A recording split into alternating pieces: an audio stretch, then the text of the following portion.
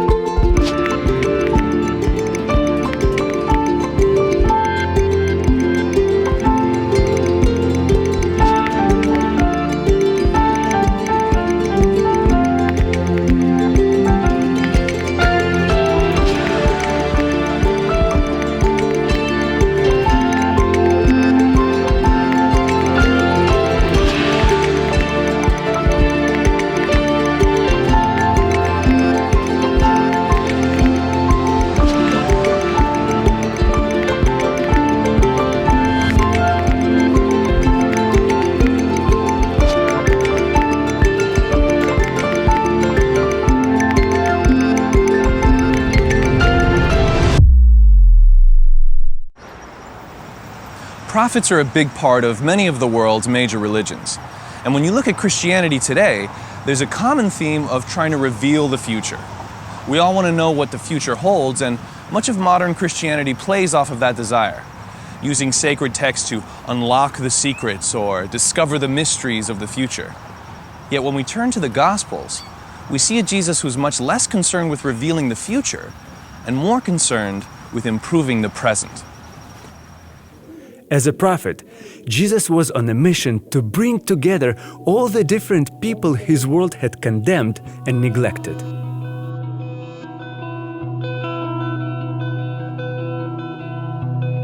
New York is a big, busy, people-filled place. Even so, there are pockets of the city that somehow feel neglected. One of those is the neighborhood of Hunts Point in South Bronx. It's been called a red light district due to its high crime rate and prostitution. Nearly half its population lives under the poverty line. Chances are if you visit New York, you don't make it up here. But I'm glad I did, because I got the chance to talk to someone who's bringing his community together. No, he's not exactly a prophet, but I did come to think of him by a different title, the mayor. His name is Jermaine Thompson, and while he doesn't hold any official public office, he is a leader in his community. He heads up a nonprofit called Hunts Point Unity. But before we get into that, Jermaine showed me around his neighborhood, along with his kids and friend Ed. And from the first steps, it was clear that people in Hunts Point know Jermaine. See, I told you. Well, like I said, it's just to fit in. What's up, Mississippi? All right. Like I said, the mayor. Hunts Point loves him, and he loves it back.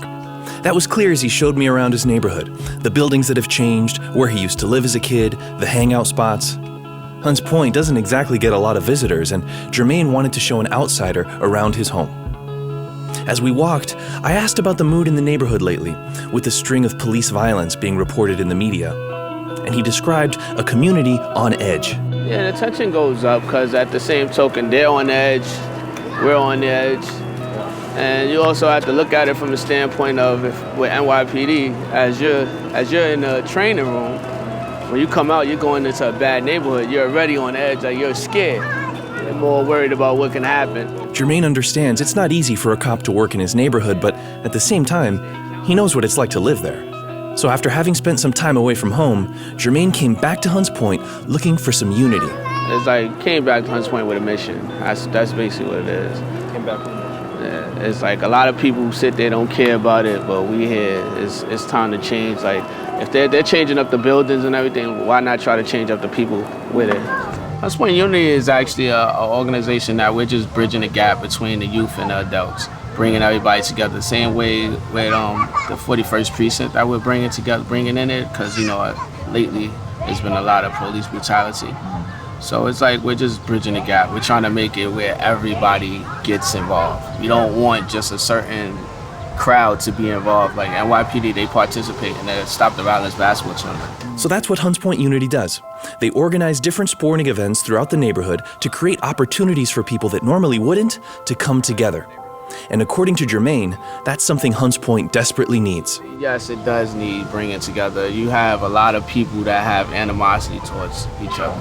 And it's, sometimes it can be race, sometimes it can be just gangs. So, and this brings people together. I think, like, every time we do the Turkey Bowl, we have over 280 people out here on Thanksgiving. Wow. So, it's like a big rivalry, but at the same token, it's respectful. It's not, everybody's not, like, he sat next to somebody that he couldn't get along with. I played against somebody I could never get along with. So, and it's like, for us to now, we're all gelling like we're one big family. That's why I came to think of Jermaine as the mayor of Hunts Point. He has a unique gift for bringing people together, no matter how diverse or divided. And yeah, well, he may not be a prophet. When we first met, he did have some prophetic-sounding words, predicting it would start raining at 4 p.m. Sure enough, 4 o'clock rolled around and...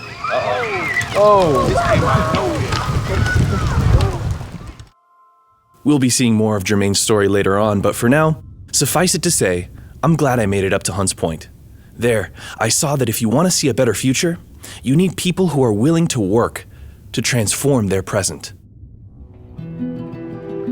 The prophets that came before Jesus regularly pointed to the future through warnings and visions. But they also worked tirelessly to improve their present reality. They claimed to bring a message from God, to call the religious cultures of their times to turn back to Him and bring justice for those their society had neglected.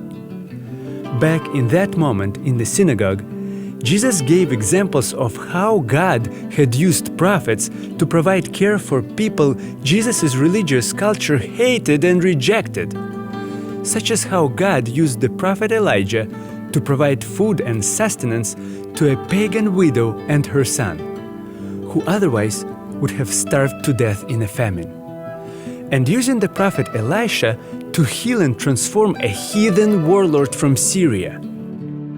This message of God's radical acceptance was so despised by the religious group there in that synagogue that they were driven to murderous rage. This may seem shocking to us now, but when we look through the Judeo-Christian scriptures, we see that a prophet fighting for a message of God's compassion and acceptance against an entrenched religious culture was nothing new. For instance, the prophet Jonah was an ordinary man sent by God to a city outside of his religious group, Nineveh, that was steeped in violence, and God showed them compassion. Joel addressed his religious community in Judah, calling them to return to God and embrace a life of compassion. The prophet Amos was just a simple shepherd who fought against the complacency within his religious group, calling them to return to God and focus on justice. The prophet Hosea's life was a message in itself, as he married a promiscuous woman, and as an example of God's continual forgiveness and compassion, He forgave her and took her back every time she was unfaithful. The great prophet Isaiah, whose writings Jesus read in the synagogue, called his religious group to return to God and care for the poor and disenfranchised they had neglected. Even the prophet Daniel, famous for his mysterious visions of the future, prominently displayed civil disobedience by defying his government's law restricting his religious freedom. The prophets before Jesus regularly fought for acceptance, compassion, and justice, often in the face of religious resistance. This was true for Jesus as well. That's why he referred to himself as a prophet without honor. It may not have endeared him to the religious leaders of his time, but Jesus the prophet always pushed God's message of compassion, mercy, and justice for those less fortunate. It's a very religious-sounding title, but a prophet's role was not to push the message of a particular religious sect. It was actually much more transcendent than that. Jesus and the prophets before him all claimed to carry a message directly from God, oftentimes one that called on the religious group of their time to change. And that's important for us to remember today, to not look at this prophet through a particular religious lens, because that word, religion, well, it can be very complicated. Lately, there seems to be shifting views on religion, especially among younger generations. So I headed to Manhattan's Upper West Side to talk to some of New York's best and brightest young minds outside of Columbia University to get their perspective on religion. And when I asked them about their personal religious beliefs, the responses pretty much ran the gamut. I'll ask you the question, are you religious? No, I'm not at all. Okay. I'm agnostic. Yes, I am. I'm a Christian and I belong to a Baptist church. No. Well, I was raised by a Presbyterian mother and a Catholic father. Yes, I am. Hindu. I wouldn't say massively. I grew up in a reasonably religious home, Christian home. Not really. No? I mean, I think religion's meant for some people, not everyone. I think whatever you want to believe in, you can believe in it. Yeah, I do consider myself a religious person, I guess. I practice Reformed Judaism. Yes, I am. I'm also Jewish. I'm a conservative Jew. Not really, no. Okay. No? Not yet, but I went to Bible study quite a lot. Yeah, Christian. I would say more spiritual. And while there was a wide spectrum in personal religious beliefs, every single person I talked to expressed a nuanced view of religion as something that could be either positive or negative. And for many of those who identified as non-religious, their dissatisfaction didn't really have as much to do with the spiritual aims of religion, so much as the way it was used. No, I think spirituality is really important. Can you talk about that delineation on what is spiritual and then what about religion that is separate from that you don't respond to? Well, I guess I don't belong to a specific congregation. I don't have specific rules, I guess, about how I can talk to a higher being, or at least that's how it's played out within, the Presbyterian Catholic conflict in my life. But for me, it's just believing in a higher power and, sort of connecting with that as opposed to being within the sort of sets of rules and obligations that fall within religion. You don't want any barriers between you and that higher power then? Yeah, I don't believe in any barriers. Even after having had a negative experience with religion, there are still those who seek the spiritual experience of connecting to that higher power. And when religion fails to provide that, when it becomes a barrier rather than a conduit, it needs to change. And Jesus, the prophet without honor, fought for that change, no matter the cost. When we look at the prophets leading up to and including Jesus, we see that the notion of seeking change within the religious culture of your time was nothing new. In fact, this was one of the key functions of the prophets, including Jesus. They were revolutionaries that called the religious culture of their time to reform. This was frequently met with anger, violence, and even death, as it was with Jesus. But that's the life of a prophet without honor. To try and make a difference at the expense of everything, even your own life. Looking at religion today, just as it's always been, there are problems. But it's one thing to point out what's wrong with the world. It's another thing to do something about it. And that's exactly what this prophet did. Words like performance, show, spectacle, they're a part of the conversation when you talk about New York.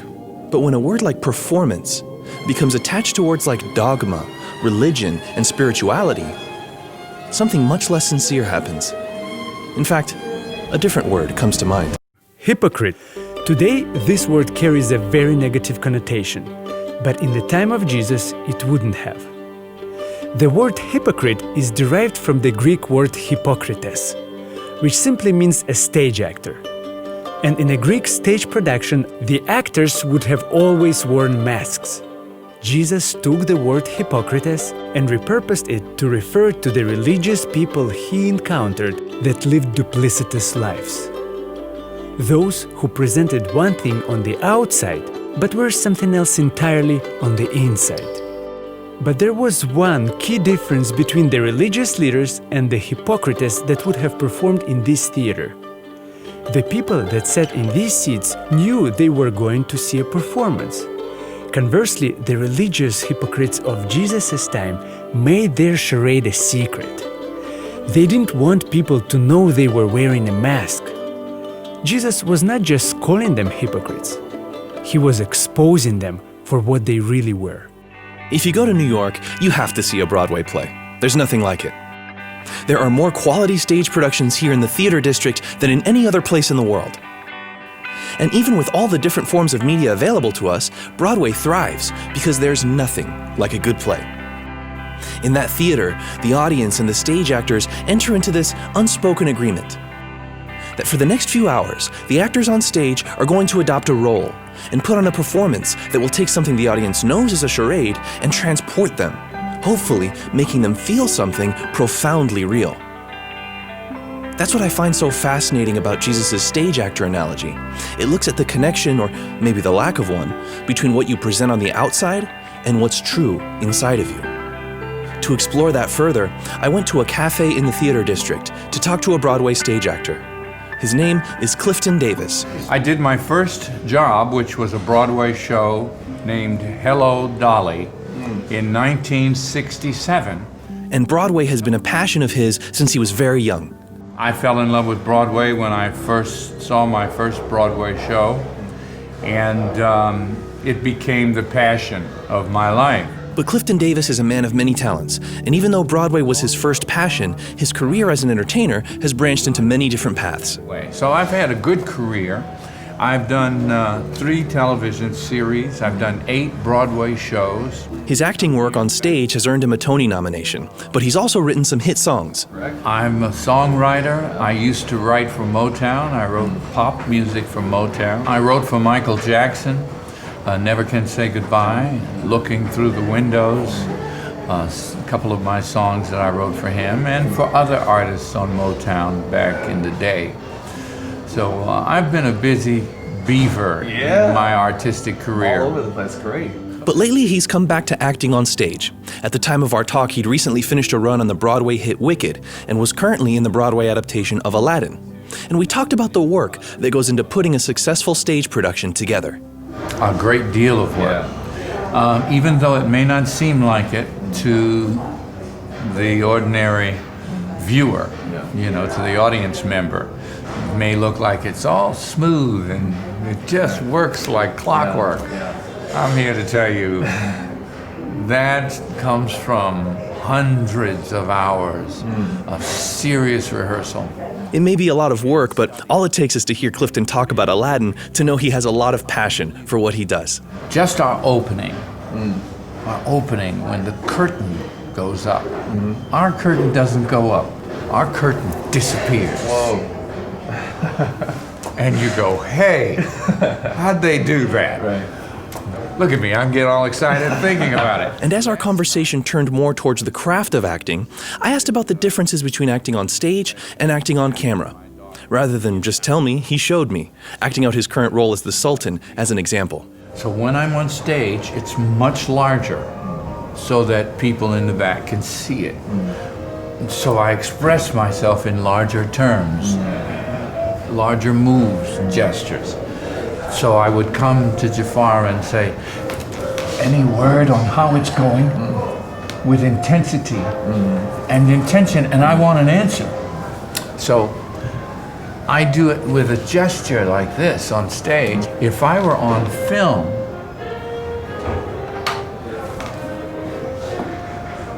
it compresses. Acting with a camera there instead of an audience is totally different. Camera could see you thinking. So you really just need to think the right thoughts without the size. And so you bring it down. So I would do this on film. I would come in and go, any word on how it's going? So you would look that way, but you don't do a gesture. You just turn your eyes. And that focus on the internal is key to an actor. It may seem like an actor's job is to just fake it, to pretend. But what you're really doing is living. It may be part of a charade, a show, but good acting is all about being truthful on the inside. Jesus had finally had enough of the lies and deceit inside the hearts and minds of his religious leaders.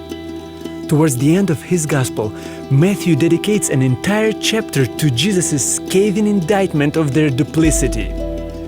In this chapter, Jesus uses language of a fiery passion unlike anything else in the Gospels to describe people whose focus was purely on the outside, only for show, while inside was only lies and darkness. They don't practice what they preach. Everything they do is for people to see. They love the place of honor and the most important seats. Woe to you, teachers of the law and Pharisees, you hypocrites!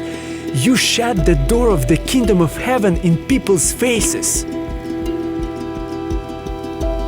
You hypocrites, blind guides, you blind fools!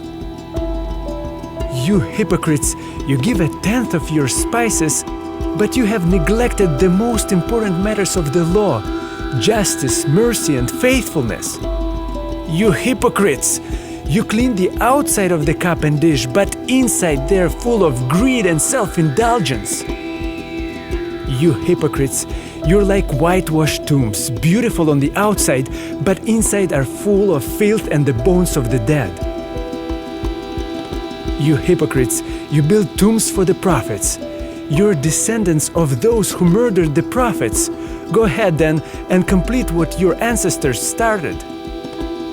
Snakes, sons of vipers, how will you escape the judgment of hell?